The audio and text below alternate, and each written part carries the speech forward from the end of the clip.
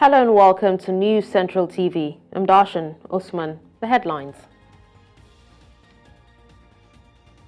Nigerian government extends Eid al-Fitr public holiday to Thursday. 50 Al-Shabaab militants killed in Somali air raid. 15 killed in Tanzania flash floods. Details of these stories and more shortly. The news begins in West Africa, where the federal government has extended the public holiday for the Eid al-Fitr celebration to Thursday. Now, last week, it announced 2 days, that's Tuesday and Wednesday, as holidays for festivities. However, the crescent moon was not sighted in Saudi Arabia on Tuesday, meaning the Eid celebration will take place on Wednesday, prompting the federal government to add an extra day to the already declared public holiday. The Economic and Financial Crimes Commission is probing 50 bank accounts as it recovered 30 billion naira in the alleged scandal in the Ministry of Humanitarian Affairs and Poverty Alleviation. Now, the EFCC chairman, Ola Olukoyede, who disclosed this in an interview published in the March edition of EFCC Alert, an in-house magazine of the anti-graft agency, also called for special courts for corruption cases. The EFCC is currently investigating alleged scandals in the Humanitarian Affairs Ministry involving the suspended minister, Betta Edu, her predecessor, Sadiya Umar-Farouq, and Ms. Halima Shehu, the national coordinator of the National Social Investment Program, an agency under the Humanitarian Ministry. Now to politics. The minority leader of the House of Representatives, drawn from all opposition parties, have disowned 60 lawmakers who on Monday called for the resignation of the People's Democratic Party's acting national chairman, Umar Damagum, for alleged anti-party activities. Recall that the 60 parliamentarians under the auspices of the coalition of opposition lawmakers on Monday in Abuja threatened to quit the PDP if Damagum does not leave office to pave way for the appointment of a new acting chairman from the North Central, the zone of the suspended national chairman of the party, Senator Iyorchia Ayu. Reacting via a statement issued and co-signed on Tuesday by the minority leader and leader of the caucus, the lawmakers described the Ikenga Ugochinyere-led coalition as a body unknown to the parliament. The newly appointed Deputy Governor of Edo State, Omobayo Godwins, was sworn in on Monday by the Chief Judge, Daniel Okungbowa. Now, the new Deputy Governor is an engineer with a track record of progressive professional experience in the oil and gas sector. In his inaugural speech, Godwins thanked his principal governor, Godwin Obaseki, and the leadership of the People's Democratic Party for finding him worthy of the appointment. Omobayo replaced Philip Shaibu, who was earlier impeached by the State House of Assembly on Monday morning. Meanwhile, the former Deputy Governor, Shaibu, has reacted to his impeachment by the House. To the members of Edo State House of Assembly who have chosen to forsake their oath of office and participate in this charade, I say this: history will judge harshly for your betrayal of the people who elected you to represent their interests. But know this: you do not have the power to silence the voice of justice and truth. I call upon the judiciary and all relevant authorities to intervene and uphold the principles of justice and fairness. Let the truth prevail over lies. Let the rule of law triumph over lawlessness. I am confident that the legal system will vindicate me and expose the sham that has been orchestrated against me. I want to reaffirm my commitment to the people of Edo State, to the values that bind us together as a collective. I will not be deterred or intimidated by those who seek to subvert our democracy. To discuss this, I'm joined by News Central correspondent Bernard Akede, who has been monitoring the situation for us. Hello, Bernard. Thank you so much for joining us. Thank you for having me, Dashen. Now, it's a day after former Deputy Governor Philip Shaibu's impeachment. Can you tell us, are there signs of possible tension in the state? Well, actually, the state is as calm can be, basically. Again, remember, today is a public holiday across the country.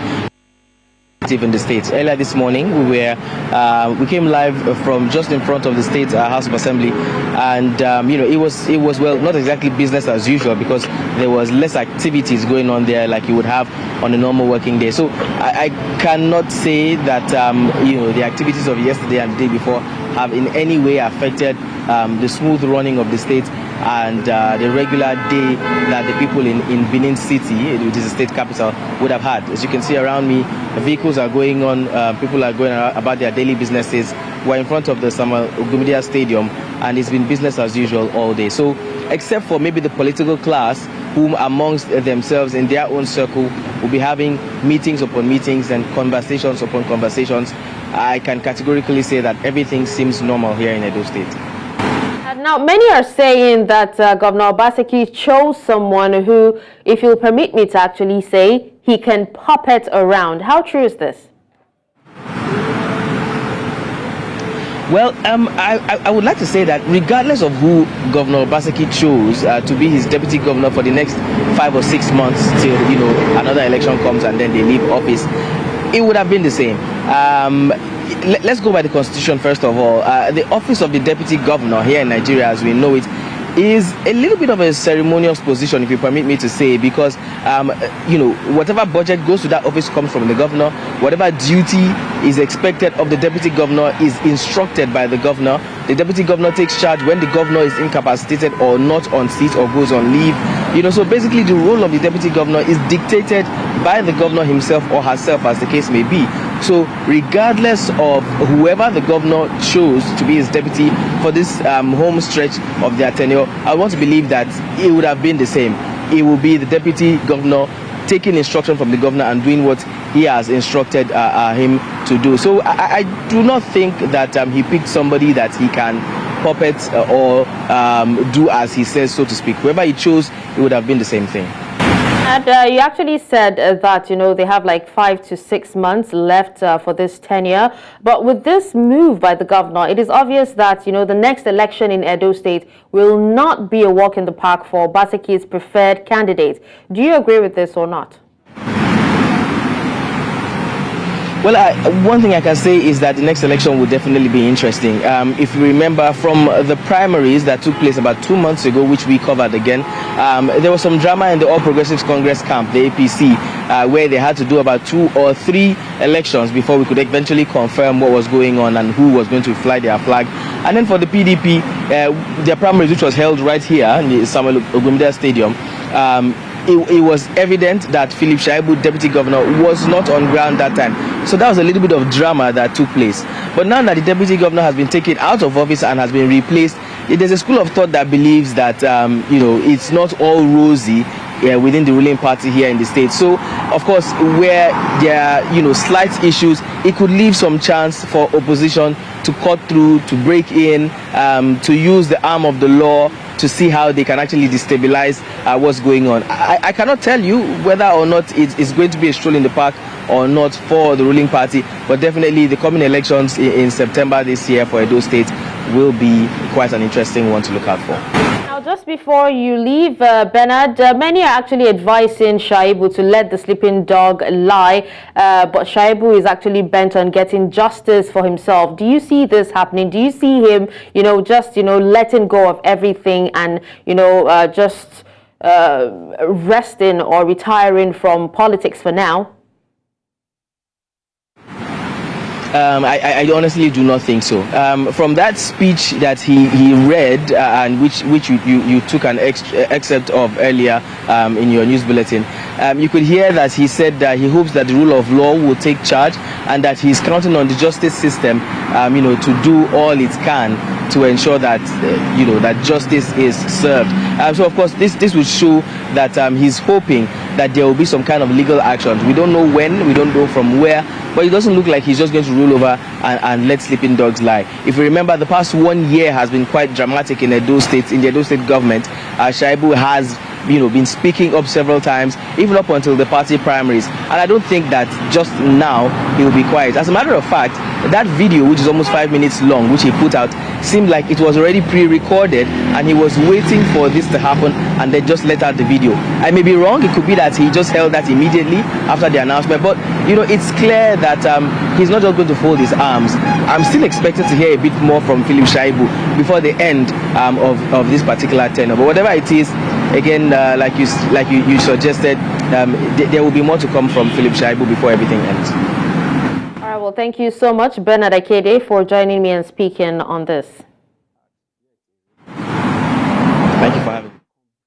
All right, now let's move to security matters, where members of the United Church of Christ in Nigeria, located in the Kaura local government area of Edo State, abducted during a wedding ceremony almost 3 months ago on the 23rd of December 2023, have been released. Marvelous Obomanu reports. Kaduna State has been on the news recently owing to the abduction of school children in Kuriga, which has continued to raise questions over the level of insecurity in the state. On the 23rd of December 2023, over 50 members of the Hekan Church, Kara local government area of the state, were kidnapped by armed bandits within the church premises while attending a wedding reception. After 3 months of waiting, the victims finally regained their freedom, though one died in the hands of the kidnappers.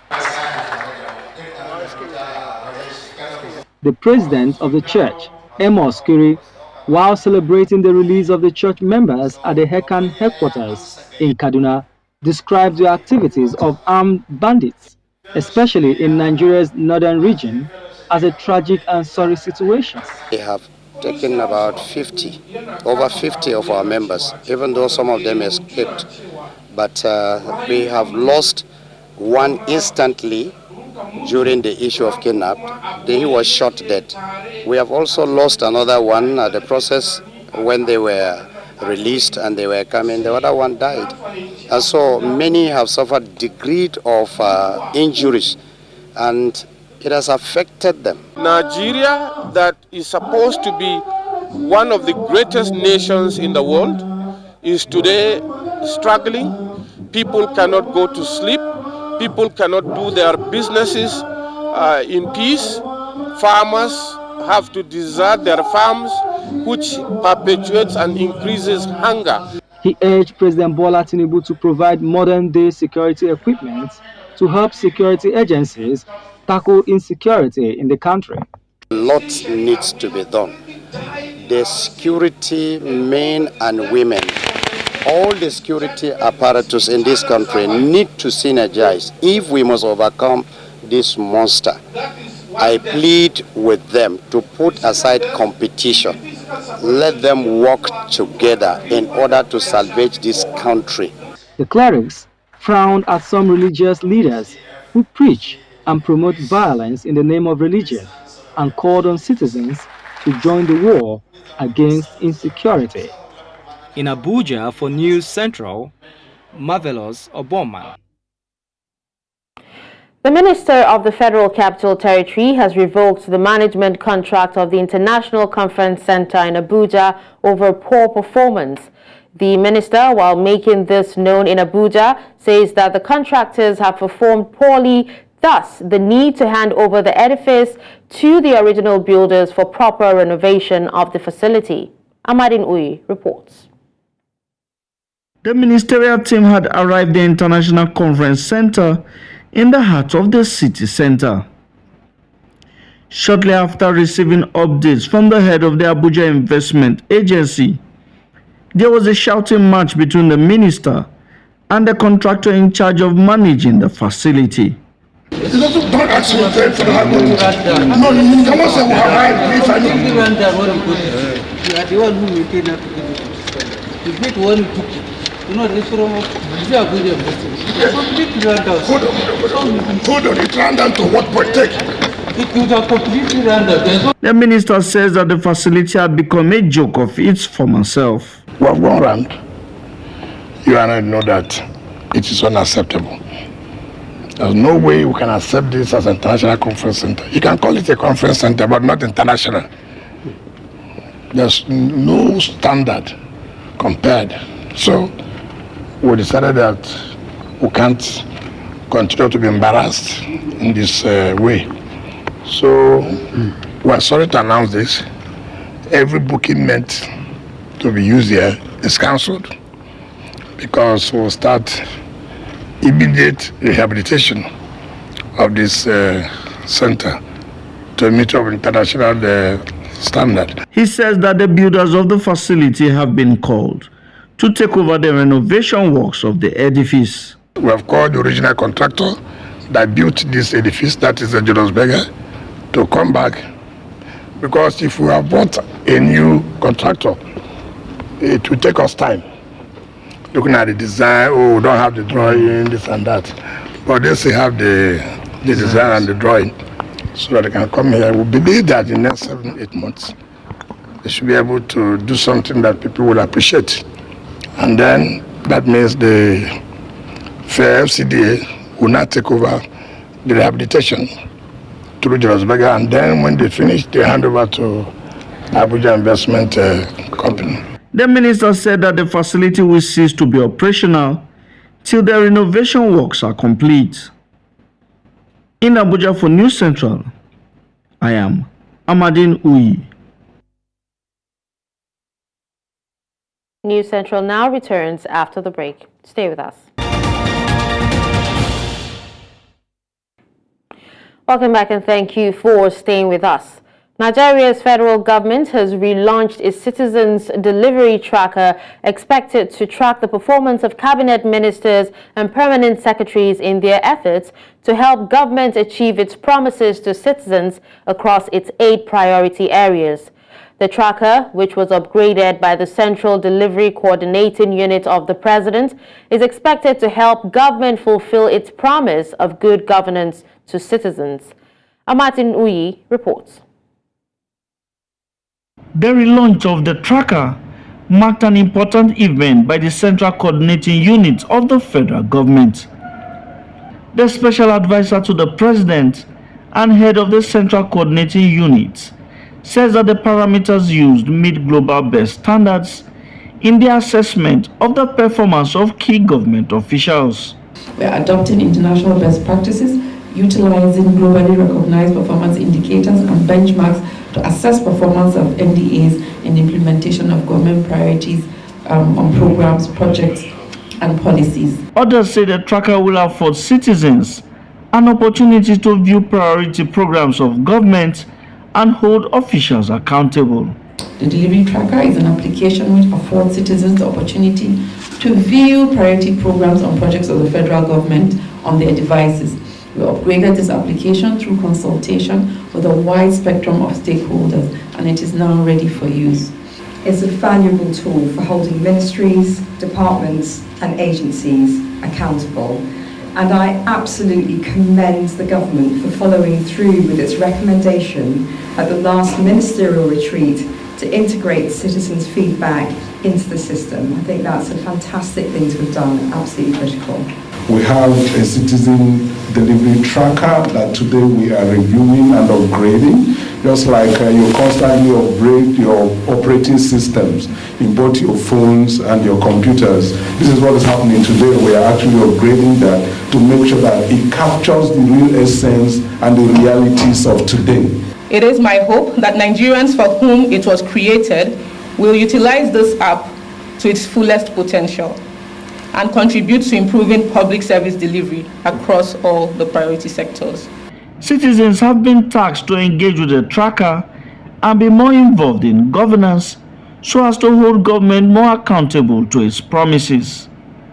In Abuja for News Central, I am Amadine Uyi. Many residents in Plateau State, North Central Nigeria, are weighing the administration of Governor Caleb Mutfwang and seem not displeased. Now, these residents spoke during an interview with News Central's Chizoba Anyonwe Jos after the Time Is Now Accountability Forum organized in the state capital. Her report. second edition of the Time Is Now Accountability Forum, put together by the Office of the Director General, Research and Documentation at the State Governor's Office. The program is aimed at monitoring activities of ministries, departments and agencies as a way of gauging their deliveries in line with the expectations of citizens. Among the heads of these MDAs who spoke at the event, they say nothing is left to chance as they will continue on the roadmap to further bring dividends of democracy to the people of Plateau State. To reform the entire laws of Plateau State that are already derelict, they are already obsolete. We are still using 1964 laws in Plateau State. We are still using 1950-something laws in Plateau State. In the southern zone, we are still using edicts of 1959. We can't be in the 21st century, and so we restructured our law. The recruitment in the higher institutions had to be cancelled and to be done all over. Adverts are out, and we are waiting to do a proper recruitment because the other recruitment did not follow due process. If we conclude on what we are doing, the hub of entertainment, the hub of business, the hub of what you can think of in terms of entertainment and in terms of business will be Plateau in the whole world. While many people seem to be comfortable with the administration of Governor Mutfwang, they pray their hope is not dashed in his continued dispensation of good governance. In terms of empowerment, in terms of security, in terms of infrastructure, road network all over, in terms of is bringing more transportation. Very, very soon the railway will start working. Well, I would say that the state government is doing well. They are doing wonderfully well. The man started good from various ministries. You can see them working, improving on so many things. I only encourage them to continue with this pace. It is barely 1 month to Caleb Mutfwang's 1 year in office. Just like most state governors in Nigeria, citizens of the state are watching and waiting to see how the governor continues on the promises of good governance he made while campaigning for votes. In Jos for News Central, Chizoba Anyuri. Prostitution in Nigeria is illegal in all northern states that practice Islamic Penal Code. Now in southern Nigeria, the activities of pimps or madams, underage prostitution, and the operation of ownership or brothels are penalized under sections 223, 224, and 225 of the Nigerian Criminal Code. However, in recent times, it's almost becoming an open secret that is legally illegal. News Central's Bettina Nweli reports. Stigma where they come with a shower work not before you. You will walk out for road and some people go they point you. They call you a shower. They make you look like say your life don't finish. Like this now to go my father's house, you get as if they be because my father mad on disown me. Hookers, harlots, runs, hookup, escorts, okpo, ashi, and many others. So many names have been used over the years to describe just one profession. Described as the world's oldest profession, prostitution has been practiced since ancient times. There is a legal cover for most occupations. A country's laws ensure that every occupational activity is carried out within the ambit of the law. In Nigeria, however, sex work is considered an illegal occupational activity because the labor laws do not recognize it. The shady nature of commercial sex work results in many young girls and women in developing countries being forced into its web of exploitation when they or their families experience poverty or an economic downturn. Some will argue that, well, I can do what I like with my body, it's my own body. They have the liberty to make that argument. But let me put it this way. I know that there is excessive targeting by police of prostitutes, for instance, and people are getting killed. That is unacceptable. This our work get plenty risk. Oh, well, lie. You get plenty risk. Very small thing, they don't carry us. And if they carry us, they will collect the money we get, we will still bail ourselves. And again, infections, they will, some men go tell you, say, they no want use condom. And you go insist. Some of them, for that insist, they feel will rape you, no go pay you money. Risk take the business, so, but how we go to we can't survive.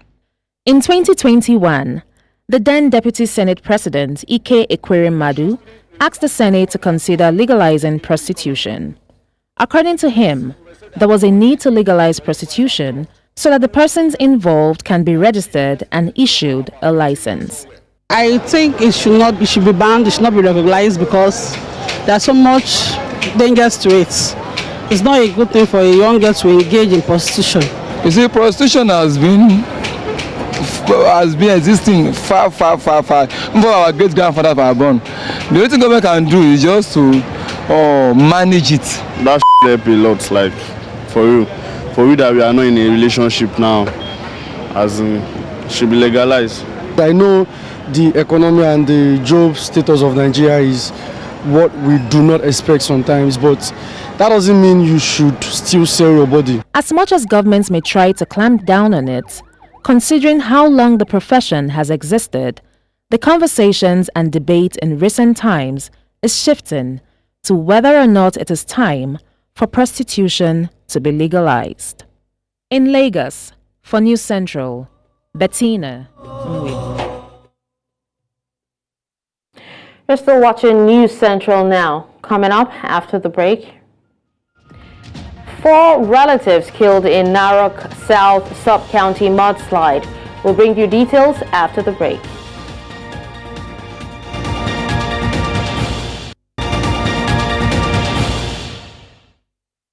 The news continues in East Africa, where Somali army killed around 50 Al-Shabaab militants and Al-Qaeda-linked group in an airstrike in the center of the country.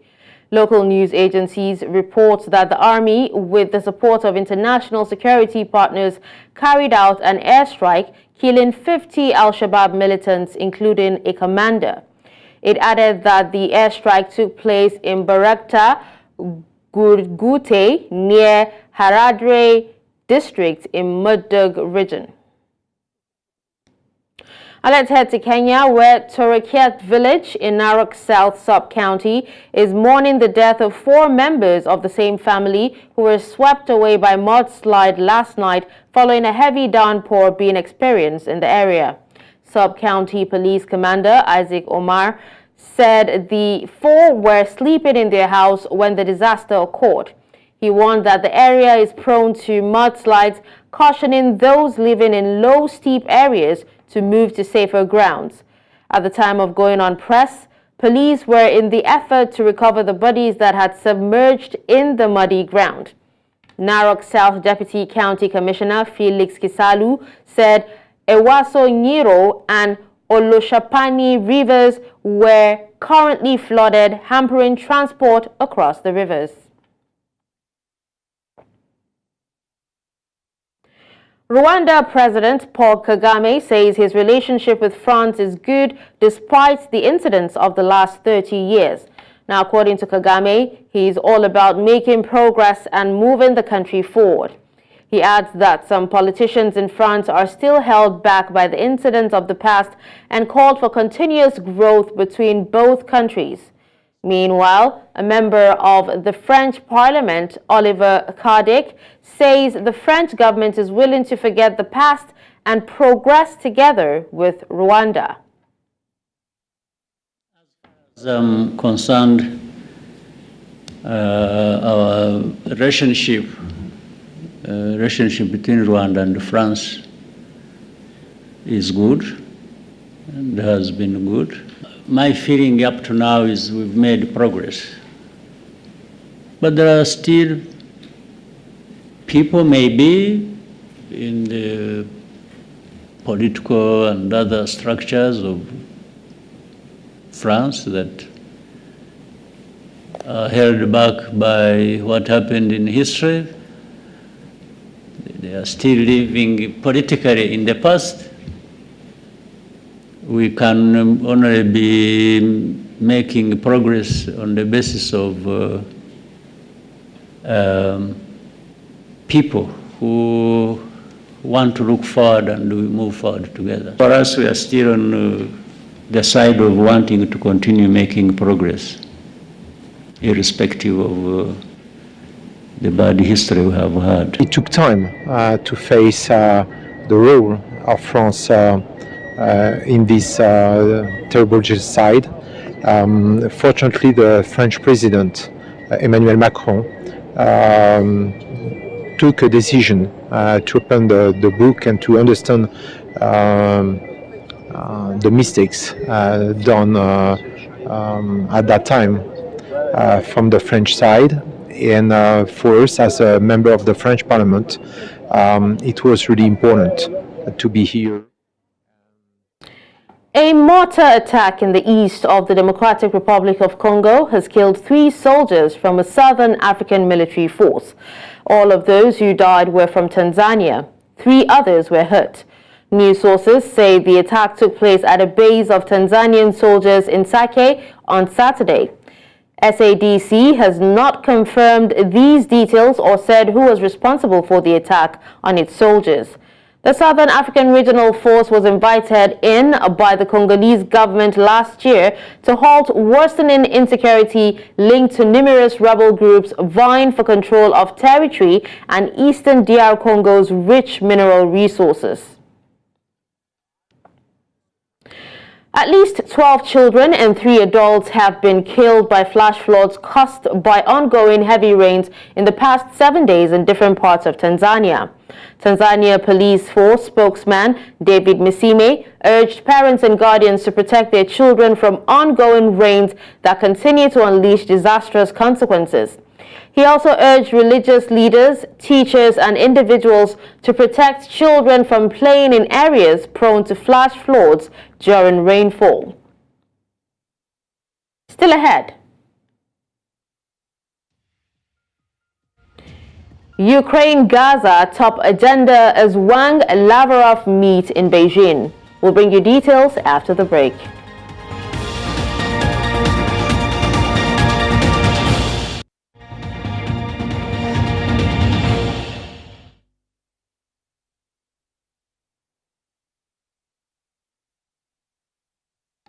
In other news from around the world, China's top diplomat Wang Yi says he discussed in-depth discussions about several international and regional hotspot issues with his Russian counterpart Sergei Lavrov on Tuesday as the two met in Beijing.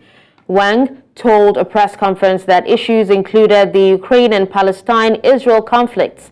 Russia and China have in recent years ramped up economic cooperation and diplomatic contacts, and their strategic partnership has only grown closer since the invasion of Ukraine. But analysts say China holds the upper hand in the relationship with Russia, with its sway growing as Moscow's international isolation deepens. Lavrov arrived in China for a 2-day official visit on Monday. 昨天和今天的会谈当中，我同拉夫副外长就乌克兰、巴以冲突等多个国际地区热点，以及我们所在这个地区的形势，进行了深入的交流。我要强调的是，作为负责任大国，中方始终从事情的本身的是非曲直出发，独立自主的决定中方。 Relatives and lawyers of Spanish actor Rodolfo Sancho arrived in court at a popular Thai tourist island called Samui as the trial of the actor's son accused of killing and dismembering another foreigner begins. Our police found body parts at a rubbish dump in Koh Phangan and are believed to belong to the Edwin Arrieta Arteaga, a 44-year-old Colombian plastic surgeon. วันนี้เป็นวันสืบพยานโจทย์นัดแรกนะครับในชั้นพิจารณาคดี Hemos mostrado el agradecimiento de la familia del señor Arrieta por todo el trabajo que han venido realizando, que hemos insistido en que confían en ellos y que agradecen y esperan que la ley tailandesa sea contundente y que se pueda esclarecer la verdad. Nosotros hemos tenido la oportunidad de encontrarnos con Rodolfo y la verdad hemos intercambiado alguna palabra muy educada, muy cordial. También hemos mostrado pues nuestro afecto más humano en estos momentos tan difíciles para todas las partes y intentar pues acercar todas las posiciones posibles, ya que son momentos difíciles que no son de buen gusto para.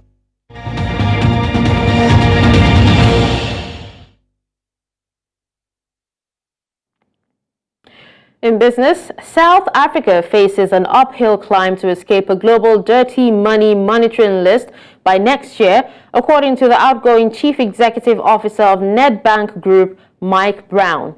The Paris-based Financial Action Task Force, FATF, placed South Africa on its watch list in February 2023, citing deficiencies in tackling illicit financial flows and terrorism financing. It gave the country until January 31st, 2025 to address the shortcomings. Now, according to Brown, lenders have started doing additional checks on South Africa as early as 2016 when the country's issues were becoming widely known, meaning the FATF's decision made little practical difference. Nedbank is one of the nation's largest lenders by assets.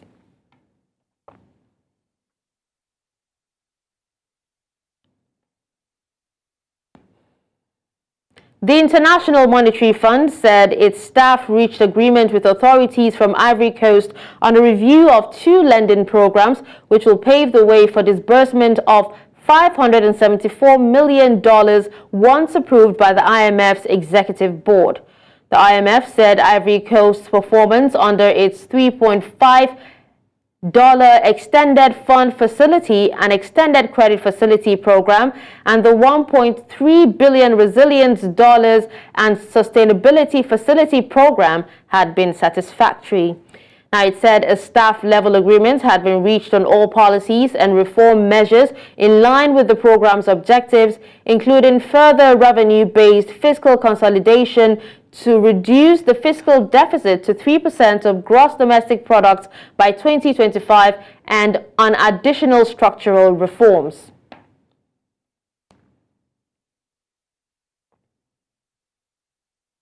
The news continues after the break.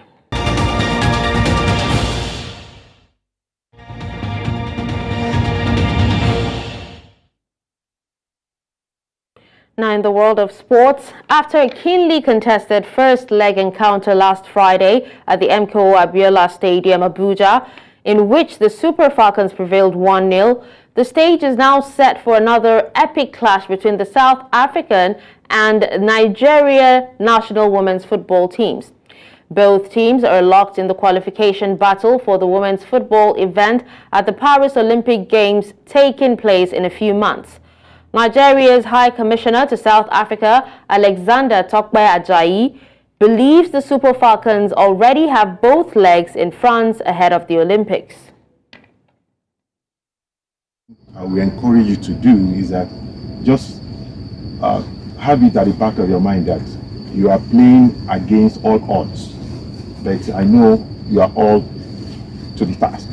So we want to see you victorious tomorrow, and the entire Nigerian are behind you. Everybody is behind you. The entire Nigerians in South Africa are behind you. We will all come here tomorrow to support you, to give you a very good support that you needed. And we know that you're already on your way to the Olympics. There's no doubt about that. So please, then after the match tomorrow, we are preparing a grand reception for you at the mission. So to cap it off there. So, Coach, thank you so much for what you have been doing. Thank you. The girls have been doing so quite great well, and we are so proud about that. And we know that come France is beckoning. The Super Falcons of Nigeria will face the Bayana of South Africa in the final round of the Paris 2024 Olympics qualifying games in Pretoria, South Africa.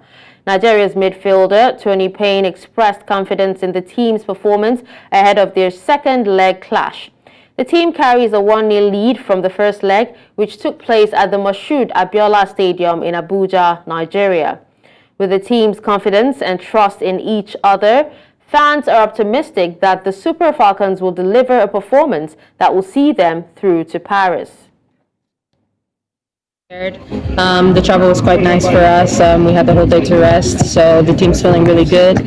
Obviously, coming off the win from the last game, we have a lot of confidence, so I think we'll improve our way of play in tomorrow's game, and I think it'll be an improvement. Cameroon's new coach, Marc Bryce, penned a contract on Monday, but the Belgians' appointment by the government remains contentious as the Football Federation did not attend the sign-in ceremony. Bryce has been handed a 2.5-year contract by Cameroon Sports Ministry, but the federation was conspicuous by its absence at the event in Yaoundé. Last week, Fecafoot criticized the unilateral decision of Sports Minister Narcisse Muela Kombito to appoint the 61-year-old Bryce, who has no prior experience as a national team coach and has not previously worked on the African continent. Fecafoot President Samuel Eto'o issued a statement on Monday excusing himself from the unveiling event. And that's all at this hour. But before we go, let's take another look at some of our top stories. We told you that Nigerian government has extended Eid al-Fitr public holiday to Thursday. We also told you that 50 Al-Shabaab militants have been killed in Somali air raid. Finally, you heard that 15 have been killed in Tanzania flash floods. Send your eyewitness report to the WhatsApp number on the screen. Do follow us on social media. We are at News Central TV. You can watch News Central live on DSTV channel 422, Star Times channel 274, Avo TV, and YouTube. Many thanks for watching. I'm Dashen. Usman.